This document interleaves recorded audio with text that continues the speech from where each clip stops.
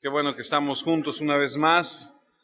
Sean muy bienvenidos todos. Vamos esta mañana a continuar en nuestro estudio de lo que hemos estado llevando a cabo del libro de Mateo. La predicación de esta mañana, debo decirle, es una palabra fuerte, una palabra que le he puesto por título Últimas palabras a Israel. El Señor Jesucristo va a hablar palabras duras, directas, y es mi oración que todos podamos abrazarlas en nuestro corazón. Hemos aprendido que los primeros 12 versículos del capítulo 23, donde estamos estudiando Mateo, han constituido, lo aprendimos así, una advertencia para el pueblo de alejarse de los falsos líderes espirituales. Y es una advertencia hacia el pueblo de Israel para no escuchar a estos falsos líderes. Y después aprendimos del versículo 13 hasta el 33 una serie de ay de ti fariseo, ay de ti, ¿por qué haces esto? ¿Por qué haces el otro? Y que aprendimos que son una maldición dada por Jesús a estos líderes espirituales falsos. Hemos escuchado junto con los fariseos, los escribas y la multitud que está en el templo en ese momento, que es un miércoles en tiempo de Pascua, a donde hay muchísima gente, lo que Jesús le dice a estos religiosos y cómo se refiere a ellos. Y algo que hemos aprendido es que nuestro Señor Jesucristo habla directamente, cara a cara. No se los manda a decir, no anda por las ramas, es directo. Y les dice, ay de ustedes hipócritas, ciegos, ¿se acuerdan que hemos estudiado eso? Y son palabras fuertes, directas a estos hombres religiosos. Es un mensaje atrevido que confronta, dramático. Les dice estos ayes que entendemos que son maldiciones y parece ser que no retiene nada. Ahora, a manera de recordatorio, vamos a ver qué es lo que el Señor Jesús acusa a estos religiosos. Aprendimos que la primera acusación contra los religiosos es que ellos excluyen. Y dice la Escritura que cierran el cielo contra los que quieren entrar. Los líderes falsos excluyen a la gente. Con su comportamiento, con su mensaje, cierran la puerta de los cielos a aquellos que quieren entrar. Otra acusación que hace el Señor Jesús a estos hombres contra estos religiosos falsos es que precisamente se disfrazan, no son genuinos, no son íntegros, no son sinceros. Y aprendimos un poco acerca de dónde viene la palabra sincero, de cuando pasaban el fuego a una obra para ver si no estaba cubierta con cera para cubrir los errores, no era de una sola pieza. Y aprendimos que estos se disfrazan porque usan la religión como un disfraz. Una tercera acusación contra estos hombres es que son perversos, son corruptos, porque dice que van a donde tengan que ir, recorren cielo, mar, tierra, para ser un prosélito. Y los hacen doblemente hijos del infierno, dice la Escritura. Son corruptos. Una cuarta acusación contra estos hombres es que distorsionan la verdad y de esta forma extravían a otros.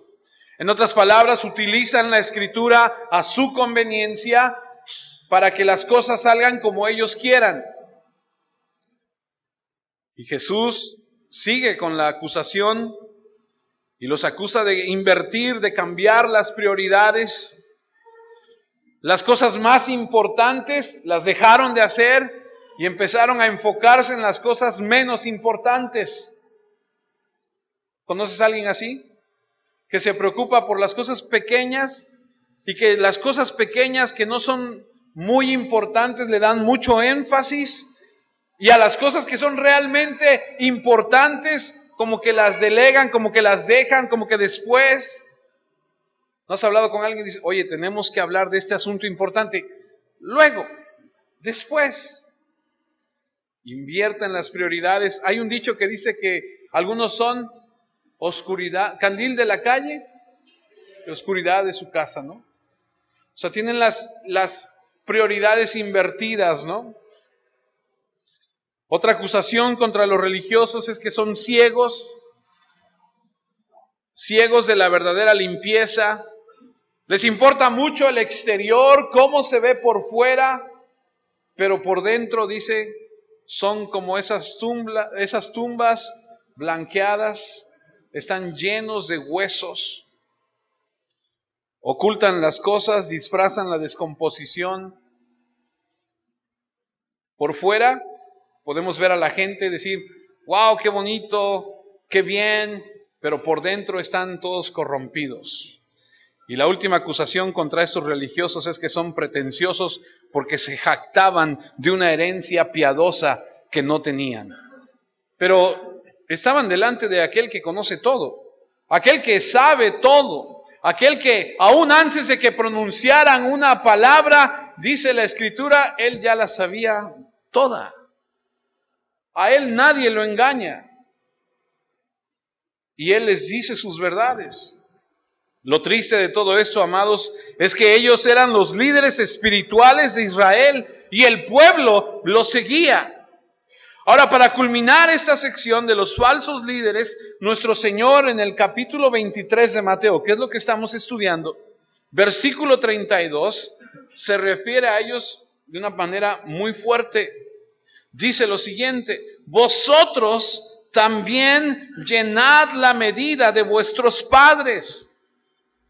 Pues si usted no ha estado con nosotros y usted está interesado en saber a qué se refiere todo el contexto, tal vez quiera visitar en el YouTube las conferencias que hemos estado, las predicaciones que se han subido de lo que es el estudio de Mateo.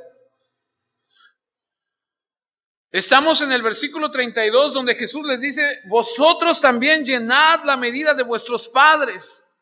Ahora es interesante que en la Escritura, cuando tú lees la Biblia, cuando se habla de llenar, cuando se habla de algo que está lleno, usualmente, con frecuencia, la Escritura lo relaciona con el pecado, el juicio y la ira, cuando se refiere a una copa. Imagínate una copa llena hasta el borde. Y esa copa llena hasta el borde, en la Escritura, tiene una relación, una conexión con la ira divina de Dios.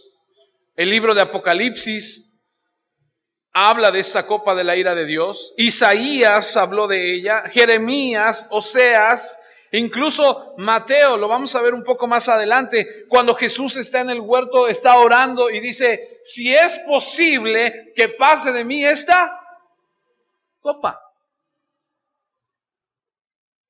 Porque la ve como la copa del juicio divino, de la furia de Dios.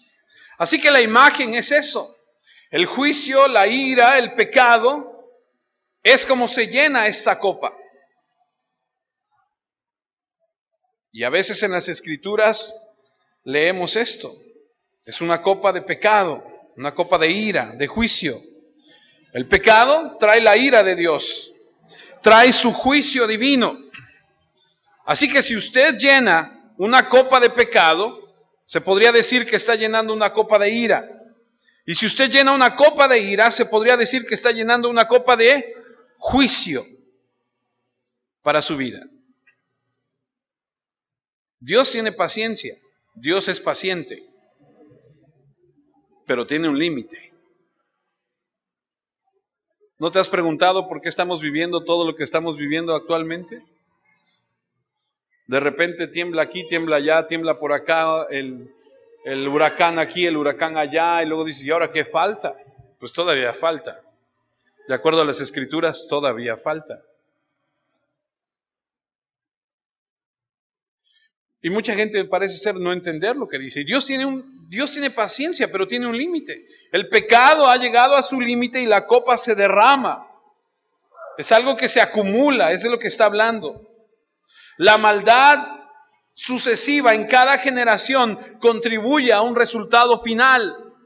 Y el Señor está diciendo que el límite del mal de Israel está casi alcanzado. Porque la tolerancia de Dios tiene un límite. Lo puedes leer en Génesis 6, por ejemplo. Cuando el Señor dice, mi espíritu no contenderá con el hombre para siempre. Y entonces, ¿qué sucede inmediatamente después? Viene el diluvio. Y de todos los que vivían en ese momento sobre la faz de la tierra, solamente 8 personas quedaron. Porque el Señor dijo, se acabó, tengo un límite. La copa llegó a tal punto que dijo, no se puede más. Destruyó al mundo entero con la inundación, dejando solamente a 8. Y lo que Dios está diciendo es, la copa está llena, viene un juicio. En otras palabras, otra vez, hay un límite para lo que Dios permite. Solo se permite tanta maldad hasta que llegue el juicio. Y en este caso, es el caso de la nación de Israel. Así que el capítulo comienza con una advertencia, sigue con una maldición, y la maldición se culmina cuando Él dice que van a llenar esa copa. Y les está diciendo, llena la copa que tus padres comenzaron a llenar con tus acciones asesinando a los justos. Mateo 23, 34.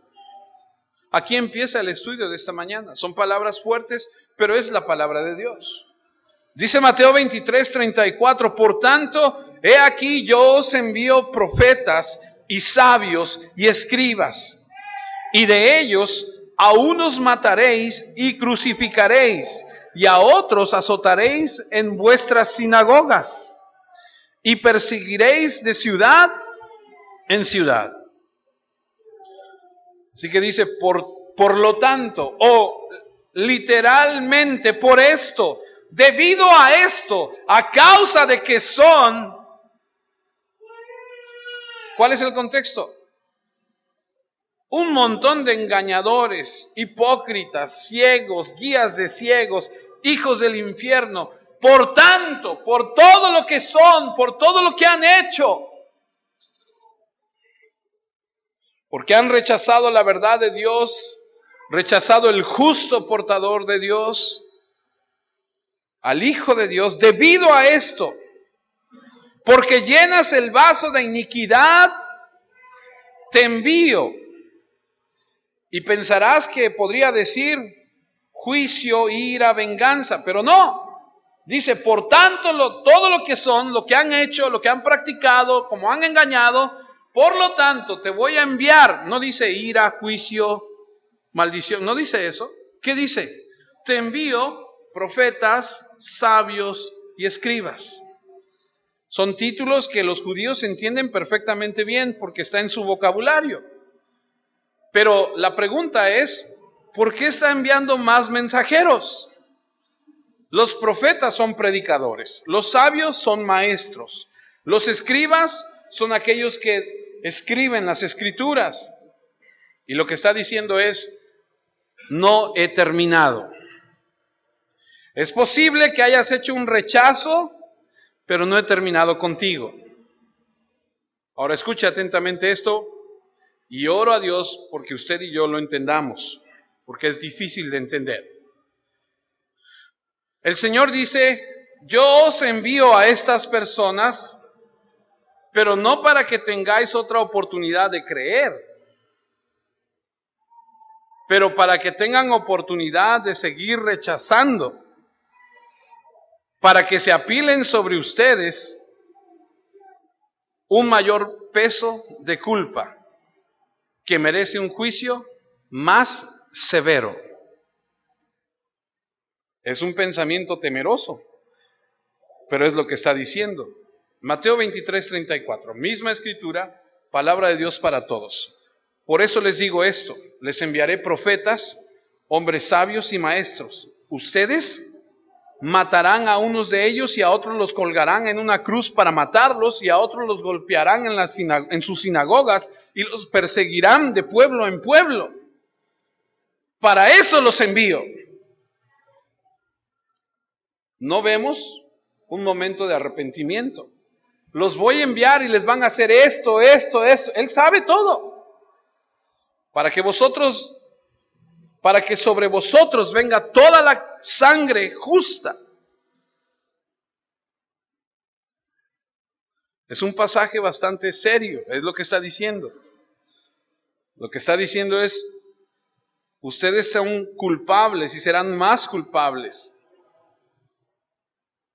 Voy a enviarte a estas personas y sé lo que les van a hacer. Por supuesto que habría algunos que se convertirían, porque Pedro se levanta y predica en el Pentecostés y se convierten 3,000 y después se convierten otros miles más. Pero Jesús está hablándoles como un todo a estos líderes, y en su conjunto esta nación no los recibirán, sino que los matarán, los perseguirán y por tanto acumularán más culpas sobre su cabeza y serán dignos de mayor juicio.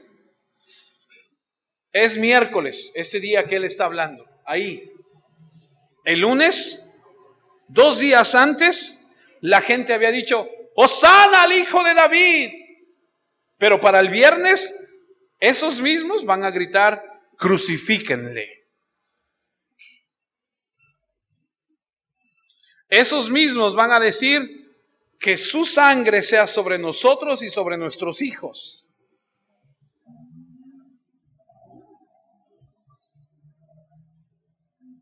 Es Dios hablando en la persona de Jesucristo. Dios es un Dios de juicio y venganza. No debemos olvidar eso. El propósito de enviar a los predicadores no es por gracia, sino por juicio. Así que sugiero que cuando escuchen el mensaje de Jesucristo, el evangelio de Jesucristo, puede ser un mensaje para su vida de salvación, donde usted se arrepienta y venga al Señor, o puede ser un mensaje de juicio. Y cuanto más lo escuchas, más te llega como un mensaje de gracia, y cuanto más lo rechaces, más se acumula sobre ti la culpa de juicio. La Biblia dice que a quien más se le da, más se le va a demandar.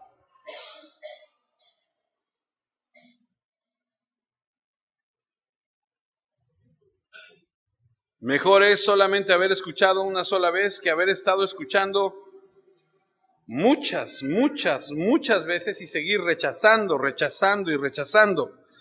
porque vas a acumular mayor culpa.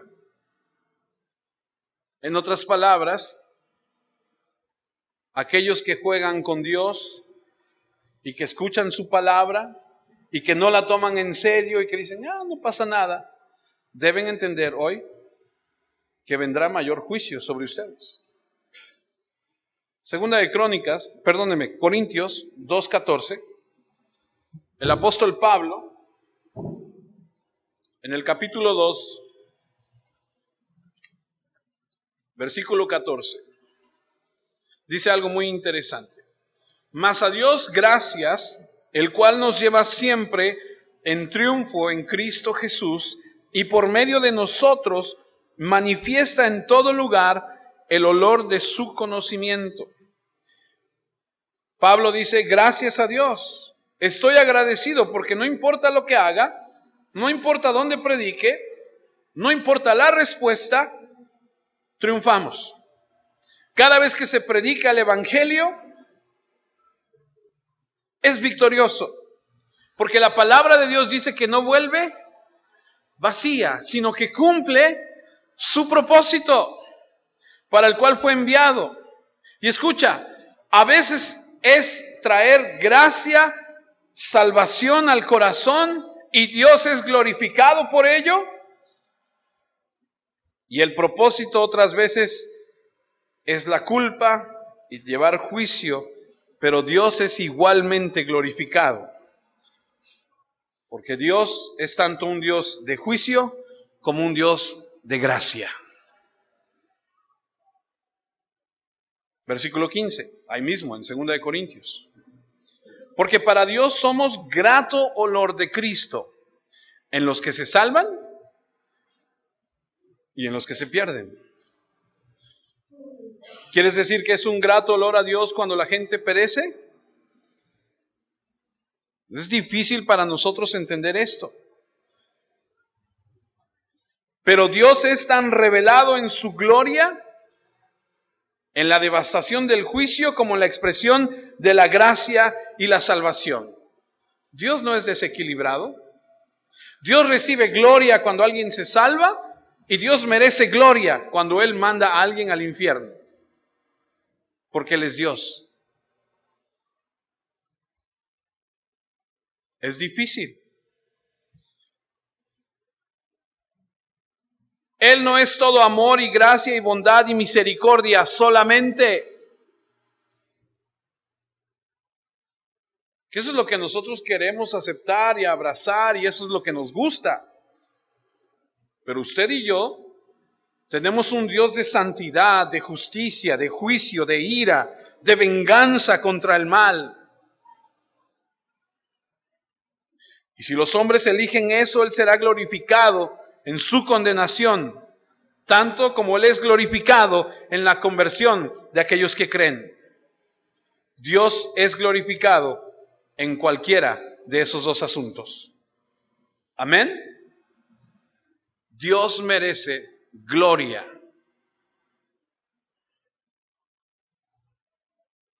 Y así es un olor grato para los que son salvos y para los que perecen. Versículo 16. Sigo ahí en 2 Corintios. A estos ciertamente olor de muerte para muerte y a aquellos olor de vida para vida. Y para estas cosas, ¿quién es suficiente? ¿Qué declaración de parte de Pablo? Versículo 17. Pues no somos como muchos que medran falsificando la palabra de Dios, sino que con sinceridad, como de parte de Dios y delante de Dios, hablamos en Cristo. Predicamos lo recto y sabemos que triunfamos cada vez que lo hacemos, porque Dios es glorificado cuando algunos creen en su gran gracia y cuando algunos rechazan a su Hijo en su santo juicio. Él es glorificado también. A Dios sea la gloria.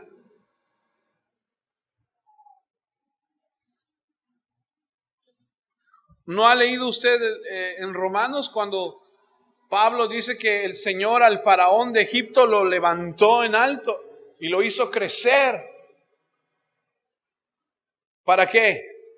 Para que todo el mundo alrededor se diera cuenta cuando él lo bajara de ahí. Y todo el mundo alrededor dijera, el Dios de Israel es un Dios grande.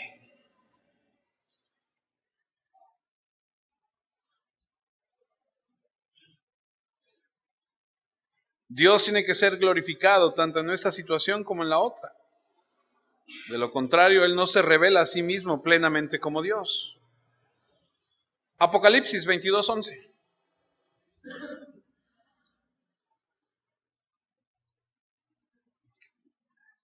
Apocalipsis 22:11 dice, el que es injusto, sea injusto todavía. Y el que es inmundo, sea inmundo todavía. Y el que es justo, predique la justicia todavía. Y el que es santo, santifíquese todavía. He aquí yo vengo pronto y mi galardón conmigo para recompensar a cada uno según sea su obra. En otras palabras, como al final, así será para siempre. Si sois injustos e inmundos, dice, sigan siéndolo. Dios será glorificado incluso en ese acto de juicio contra tu impiedad. Si eres justo y piadoso, que así sea. Dios será glorificado a través de eso también. Ahora acompáñame a Romanos. Romanos capítulo 9.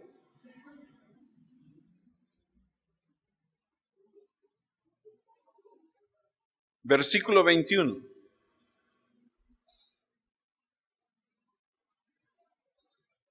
Dice la Escritura, Pablo, ¿o no tiene potestad el alfarero sobre el barro para hacer de la misma masa un vaso para honra y otro para deshonra? ¿Y qué si Dios, queriendo mostrar su ira y hacer notorio su poder, soportó con mucha paciencia los vasos de ira preparados para destrucción? Dios es paciente, mis hermanos, pero Dios tiene un límite. ¿Acaso Él no tiene derecho de hacer esto?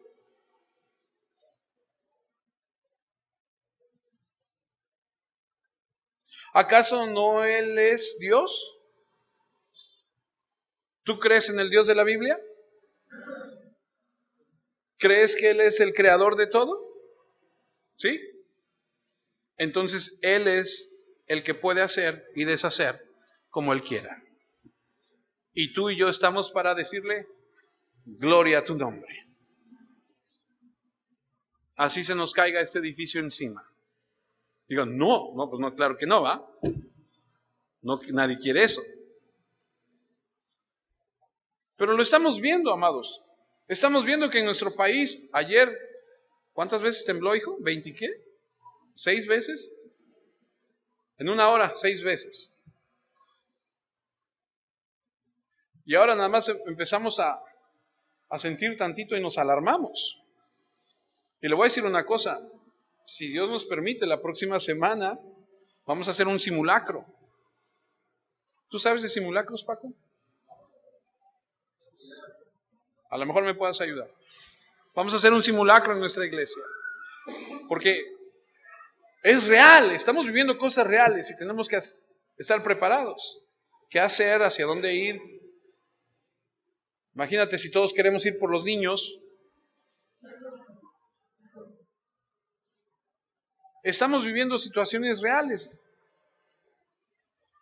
Y mucha gente se pregunta ahorita en este momento en nuestro país, en nuestra nación, ¿por qué?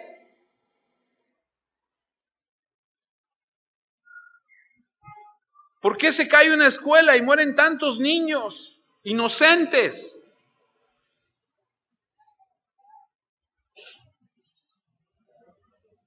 Dios es Dios. Y Él hace lo que Él considera y permite lo que Él considera.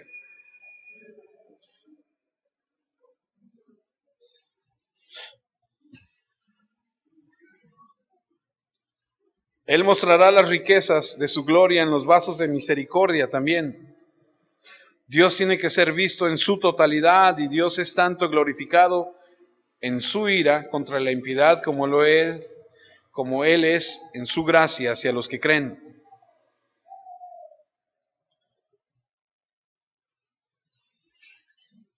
Por eso estamos viendo que en Mateo 23 dice que Él enviará.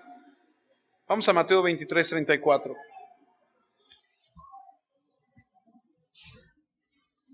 Por tanto, he aquí yo os envío profetas y sabios y escribas, y de ellos a unos mataréis y crucificaréis, y a otros azotaréis en vuestras sinagogas y perseguiréis de ciudad en ciudad.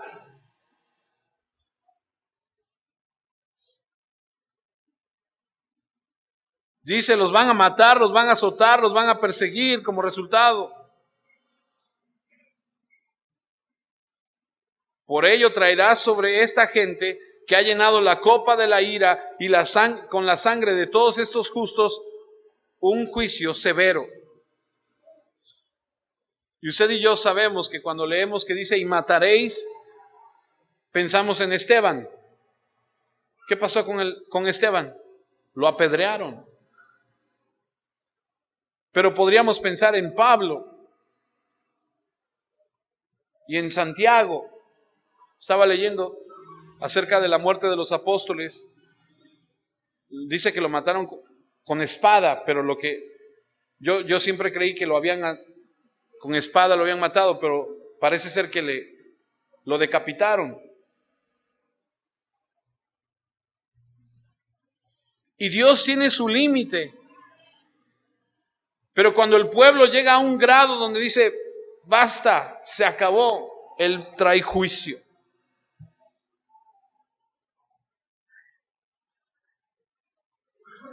¿Hace cuántos años fue el terremoto de Haití? Que fue terrible también.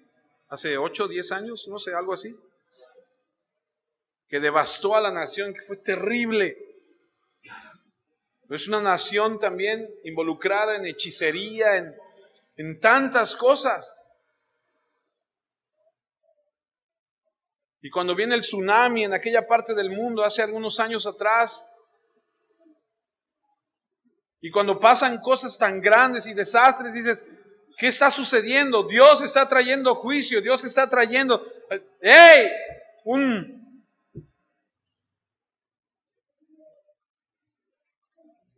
Y leemos aquí que aún nos mataréis y pensamos en Esteban y en todas estas personas, crucificaréis, que era un método de los romanos, clavar a alguien en la cruz, y pensamos en Jesús. La historia nos dice que también a Pedro lo crucificaron. No está documentado en la Escritura, pero la historia nos dice que pudiera haber sido así. A otros van a azotar y pensamos en Pablo, cuántas veces lo golpearon con las varas, con látigos. Estaba leyendo en la mañana acerca de Andrés y parece ser que la historia dice que a Andrés lo mataron dándole latigazos hasta que se murió.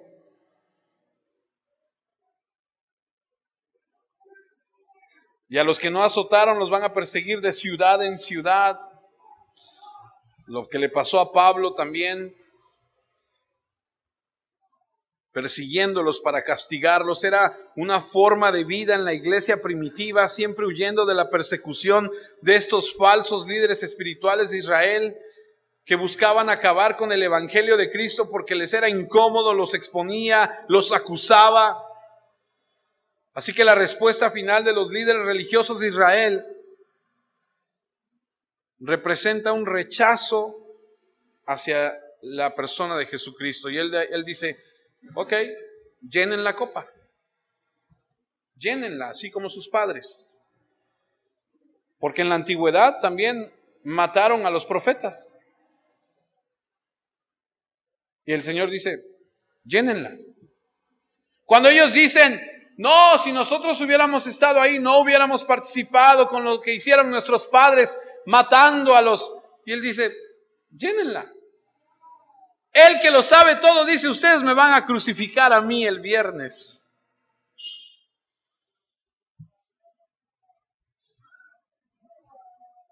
Mateo 23:35. Para que venga sobre vosotros toda la sangre justa que se ha derramado sobre la tierra, desde la sangre de Abel el justo hasta la sangre de Zacarías, hijo de Berequías, a quien matasteis entre el pueblo y el altar.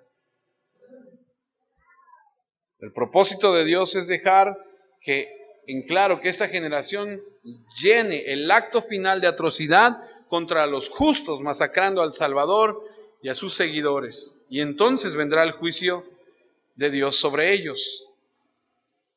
¿Se acuerda que le dije que los judíos han sufrido tanto, y usted lo sabe, y el holocausto con los nazis y todo eso que pasó? Han sufrido tanto, pero rechazaron al Hijo de Dios. Ha habido un juicio sobre sus vidas severo.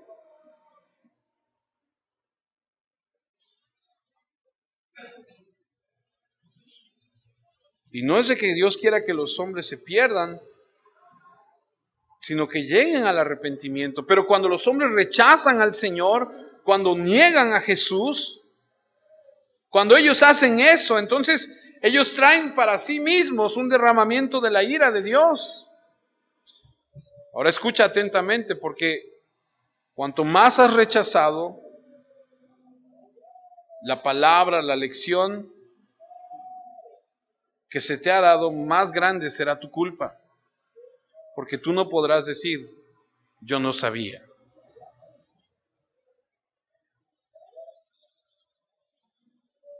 Las personas en el tiempo de Jesús tuvieron mayor culpa que cualquiera que haya vivido antes que ellos, porque tenían la ley de Dios, la enseñanza, los profetas, a Juan el Bautista, el mismo Jesús, los apóstoles. Y no solo eso, sino también la historia que les enseñaba que aquellos que habían hecho cosas atroces contra los hombres de Dios habían pasado por un juicio de Dios. Deberían haber aprendido de ellos para no hacerlo. Dice la Escritura, el que tenga oídos para oír, que oiga. ¿Ha escuchado ese refrán que dice, nadie escarmienta en cabeza ajena? ¿No crees que sería bueno escarmentar en cabeza ajena? ¿No crees que sería bueno decir, no, si ya le pasó a él, yo no quiero que me pase a mí? Mejor yo voy a tomar las cosas con seriedad. Mejor yo voy a hacer esto.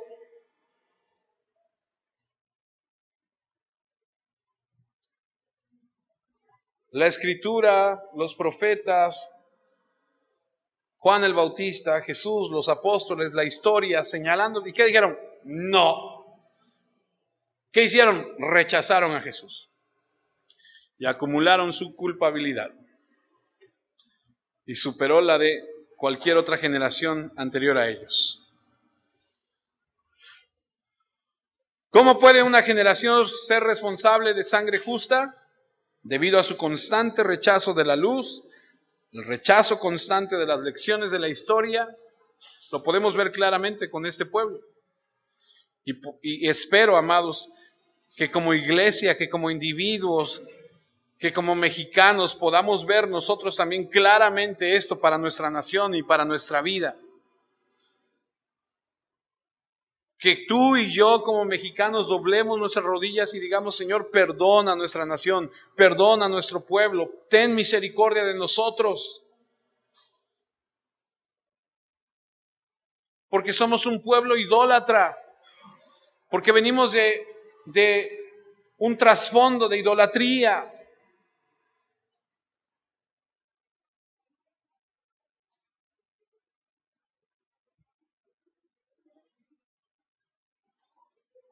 ¿Por qué nuestra sociedad está como está hasta el día de hoy? ¿Por qué cada vez hay más violencia y más secuestros y más cosas de esas? ¿Por qué la maldad ha ido en aumento? ¿Por el corazón del hombre? Sí. Pero también porque nosotros no hemos orado. Debemos clamar a nuestro Dios, Señor, en medio de este tiempo, ten misericordia de nosotros. Nosotros nos quejamos del gobierno que roba, pero nosotros robamos.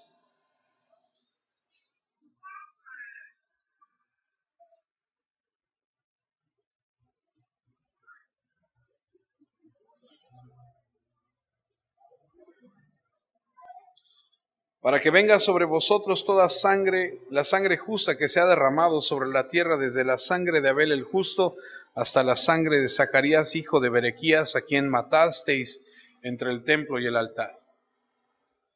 Cuando persigues a los justos y les quitas la vida, ese es el mayor indicador del rechazo de la verdad de Dios. Cuando matas a los justos, has ido al límite. Es lo peor que pueden hacer. Y parece ser que lo que está diciendo es que desde la A hasta la Z, comenzando en el Antiguo Testamento, allá en Génesis, ¿cuál fue el primer asesinato de la historia? Caín mató. ¿Y por qué lo mató? Porque no podía soportar a este hombre justo. Un hombre injusto no soporta a un hombre justo. En mexicano le caía gordo, le caía mal.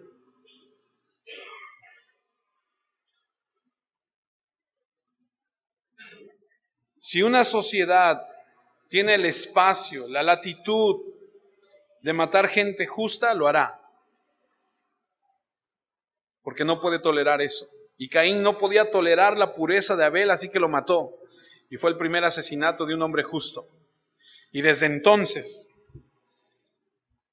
hasta Zacarías, hijo de Baraquías, que murió entre el templo y el altar. Ahora, aquí hay una discusión, porque para aquellos que son un poquito más meticulosos en lo que dice la Escritura, Acompáñame a lo que dice Segunda de Crónicas y vamos a ver cómo es que no aparece el nombre como tal de Baraquías. O sea, este Zacarías, hijo de Baraquías, no aparece como tal. Segunda de Crónicas 24, versículo 20.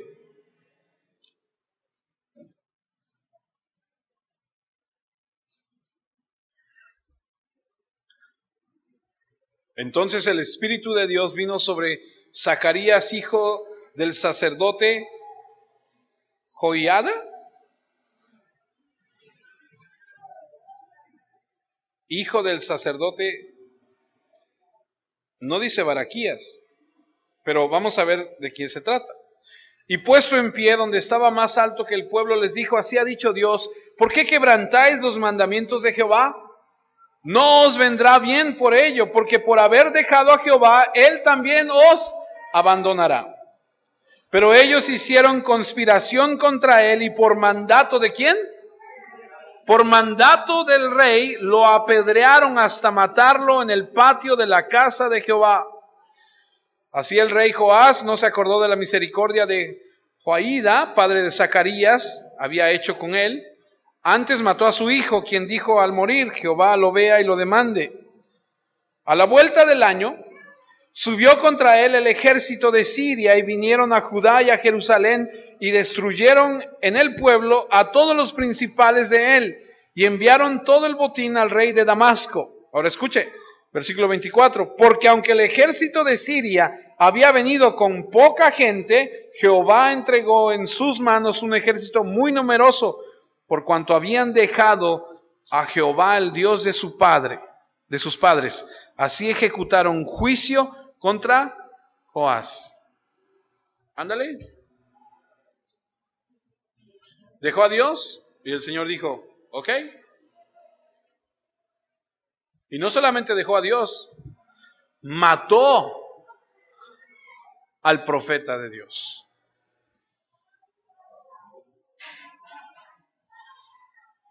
Y algunos dicen: pero no coinciden los nombres. De acuerdo. Estaba estudiando y algunos hombres tenían 2 nombres. Puede ser. No sabemos. Otra es que en la Biblia Zacarías aparece reiteradamente. Hay muchos Zacarías. Pero algunos han dicho: no es el mismo, entonces hay un error, se equivocó Jesús. Yo no creo que se haya equivocado Jesús. A mí lo que resalta mucho es que lo apedrearon por ser idólatras. Y aunque no dice nada de Baraquías, hay 27 Zacarías nombrados en la Biblia y solo Dios sabe cuántos miles más debieron haber existido. Lo sorprendente para nosotros es que este hombre justo fue asesinado y más tarde otro hombre que tuvo el mismo nombre, hijo de Zacarías, hijo de Baraquías, también fue asesinado por justicia, porque Jesús lo dice.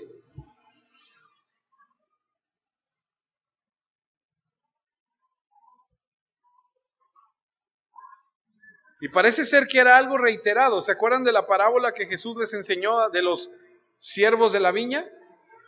Que envía a sus siervos y los apedrean, los golpean, y cuando envía a su hijo, ¿qué le hacen?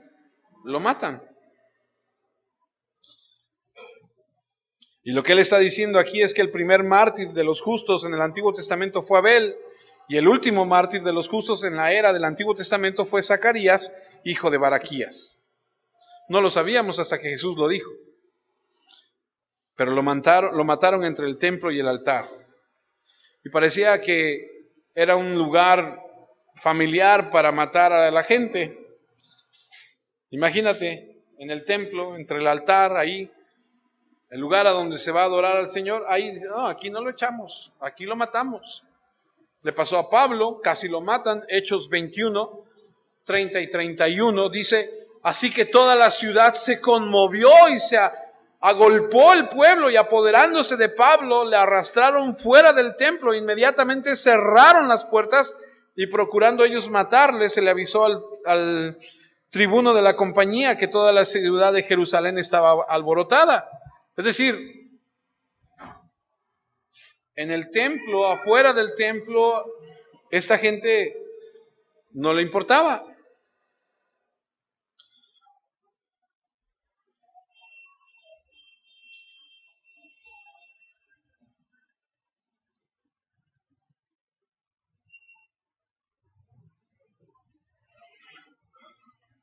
Cuando Jesús se refiere a quien matasteis en el templo y el altar, algunos podrían decir, espérate, nosotros no estuvimos ahí.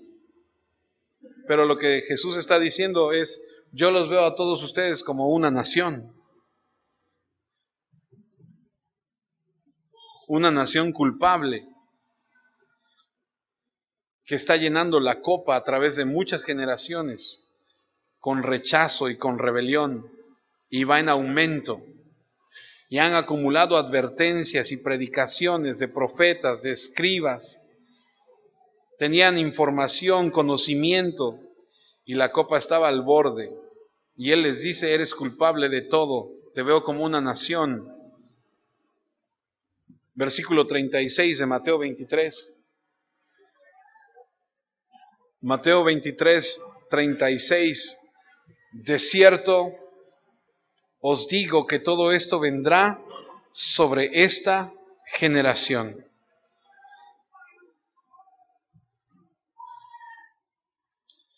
Mientras el versículo 35 de ahí de Mateo nos dice que vendrá sobre ellos para que venga sobre vosotros toda la sangre justa que se ha derramado sobre la tierra. El 36 nos dice, de cierto os digo que todo esto vendrá sobre esta generación, todo por culpa de esa sangre justa. Mire lo que dice Apocalipsis 17, versículos 5 y 6. Apocalipsis 17. Y en su frente un nombre escrito, un misterio, Babilonia la grande, la madre de las rameras y de las abominaciones de la tierra. Y luego el 6 dice, vi a la mujer, ¿qué? Ebria de la sangre de los justos y de la sangre de los mártires de Jesús. Y cuando la vi quedé asombrado con gran asombro.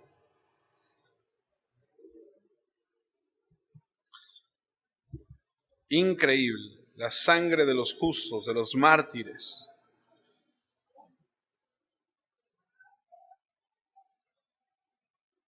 Una nación que rechaza la Escritura, que rechaza a los profetas, que rechaza la historia, que está llenando la copa.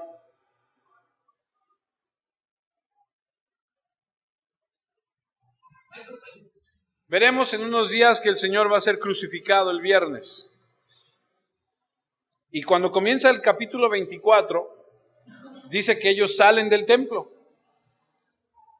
Siguen en el templo. Y cuando dice el 24, dice que salen del templo. Y Jesús dice, viene el día donde no quedará piedra sobre piedra de este lugar. Les acaba de advertir. Viene un juicio. Para el año 70,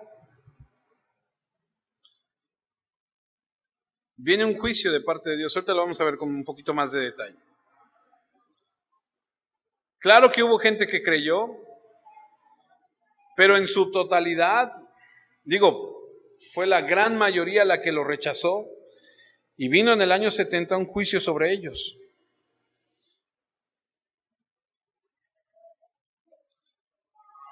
Lucas 21.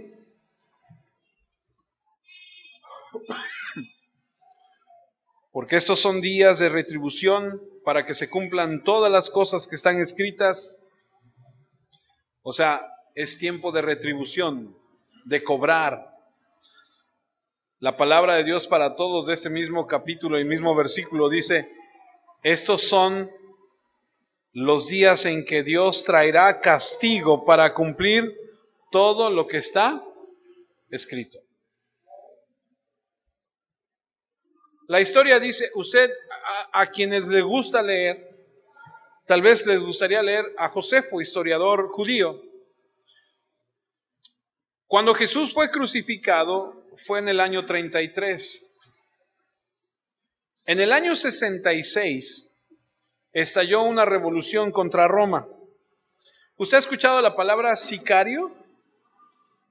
Nos dice, ¿quién no ha escuchado la palabra sicario? Los sicarios tienen su origen en esta época, eran conocidos como celotes, con Z, eran los terroristas de aquel entonces. Estos eran anti-Roma, odiaban todo lo que representara Roma. Parecían gente común, que eso es lo peligroso de los terroristas, ¿cierto? Que dices, no sabes quién es quién. O sea, de repente vas por la calle y de repente pasa algo y dices, pues es que no se veía. Digo, si se disfrazaran de alguna forma, dices, allá viene, córranle todo mundo, ¿no? Pero esa gente normal, parecía normal, pero entre sus ropas cargaba un puñal. Y lo que hacían era que se acercarían a algún soldado y le decían, discúlpame, pero guárdame esto, y lo matarían.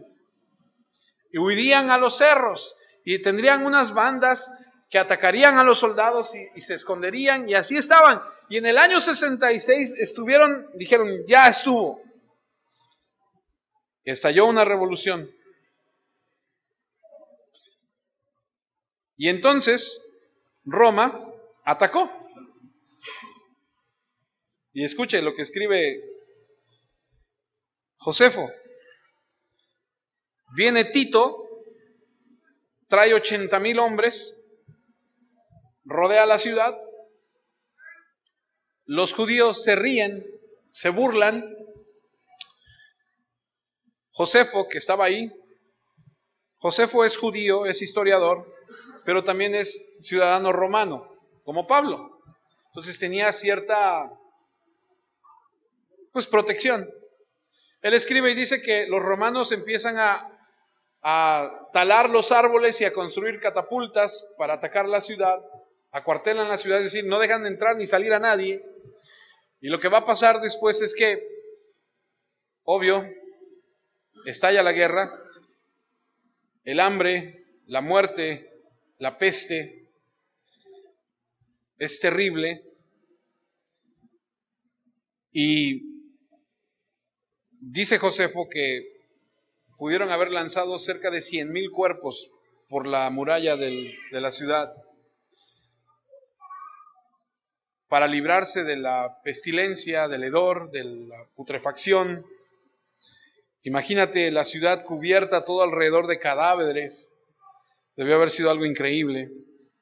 Finalmente, cuando entran a la ciudad, destruyen el templo, entran los soldados, levantan sus propias banderas, profanan un lugar sagrado, sacrifican ahí a sus ídolos falsos, y César entonces dice, quiero que acaben con todo. Y no quedó piedra sobre piedra. Josefo dice que pudieron haber muerto 1,100,000 judíos, haber encarcelado entre 100,000 y 90 y tantos mil prisioneros, y que por una puerta de la ciudad sacaron a 115,000 cadáveres. Y tú lees la historia y dices, hubo una masacre, hubo algo tan fuerte. Pero es que había una palabra de juicio, de condenación que vino sobre ellos. Así es como Dios siente el rechazo hacia su verdad y hacia su Hijo. Pero ese no es el final de la historia. Todavía hay 3 últimos versículos del capítulo 23 donde hay esperanza. Pero aprendamos a no rechazar la Escritura, ni al Hijo de Dios. Pero eso será la próxima semana, si Dios nos permite. Oremos.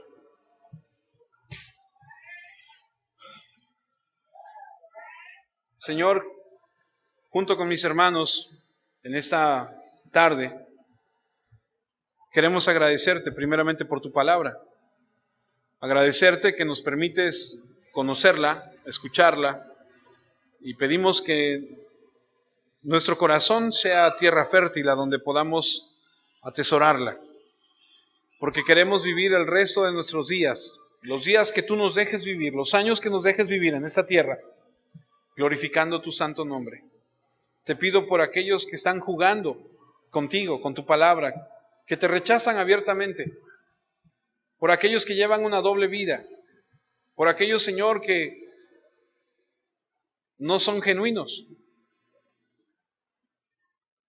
Te pedimos que nos perdones y que venga a nuestra vida, que venga a nuestro corazón, que venga, Señor, un entendimiento, Señor, una libertad, que venga, Señor, una claridad, que podamos ver, darnos cuenta de la situación que estamos viviendo. Porque muchos nos decimos cristianos y odiamos a nuestro hermano. Muchos nos decimos cristianos y robamos o adulteramos. Porque no ha habido un cambio genuino, real, no ha habido una regeneración en nuestra vida. Perdónanos por jugar contigo, perdónanos por no tomarte en cuenta con la seriedad que se debe tomar en cuenta tu palabra y tu Hijo Jesucristo.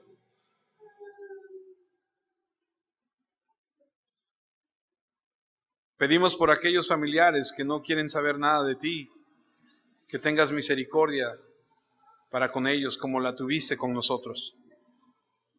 Pedimos misericordia para nuestro país. Perdónanos como nación, porque te hemos rechazado. Perdónanos, Señor, la idolatría y la hechicería y la corrupción y la maldad, Señor. Perdónanos por pensar que podemos hacer las cosas por nosotros mismos, cuando la verdad es que no podemos hacer crecer un solo cabello de nuestra cabeza. Nos humillamos, Señor, y te pedimos perdón, y pedimos que nos ayudes para caminar en obediencia, glorificando tu santo nombre.